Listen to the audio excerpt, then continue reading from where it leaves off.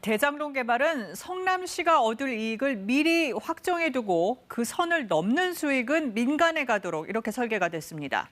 왜 막대한 이익이 그대로 민간에 가게 됐느냐, 여기에 특혜나 불법은 없었느냐가 의혹의 큰 줄기죠. 이 수사 과정에서 보니 초과 이익을 환수할 수 있는 조항을 넣자는 성남도시개발공사 직원의 의견이 있었는데 이 내용은 사업협약서에서 빠졌습니다. 구속된 유동규 전 본부장이 압력을 넣었을 가능성이 나오고 검찰은 이 부분을 특혜로 판단하고 있습니다.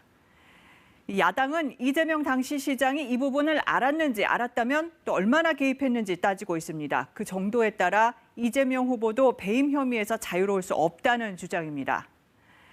오늘 국감에서 야당은 이 부분을 집중적으로 문제 삼았고 이재명 후보도 여러 차례 설명을 내놨습니다. 이 내용은 송락규 기자가 전해드립니다. 국민의힘 의원들은 작정한 듯 초과이익 환수 조항 부분에 집중했습니다. 그 당시에 처장이 이 또한 경제 상황을 알 수 없기 때문에 플러스 알파를 해야 된다. 본부장에게 제출을 했습니다. 근데 나중에 공모지침서에서 빠져있는 걸 확인됐다고 합니다. 그 당시에 이걸 아셨습니까? 응모 공모가 끝난 다음에 협약하는 과정에서 일선 직원이 했다는 건데요. 그때 당시에 간부들 선에서 채택하지 않았다. 이게 팩트고. 이 후보는 별도 자료로 조항 삭제가 아니라 추가하자는 의견이 있었지만 채택하지 않은 것이라고 강조했습니다.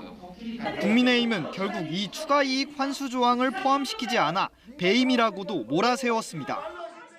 민간에게 초과 수익 환수할 수 있는 걸 차단함으로써 4,040억 그리고 1조 가까운 돈을 화천대에게 몰아주는 걸 지사님이 결국 하게 했다는 거죠.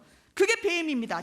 반면 이 후보는 성남도시개발공사 내부 의사결정이었고 또 당시 문제되지도 않았다고 반박했습니다.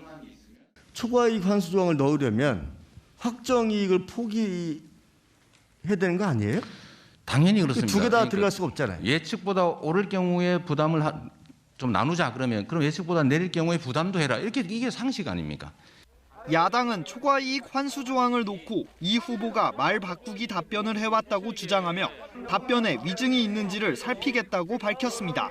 KBS 뉴스 송락규입니다.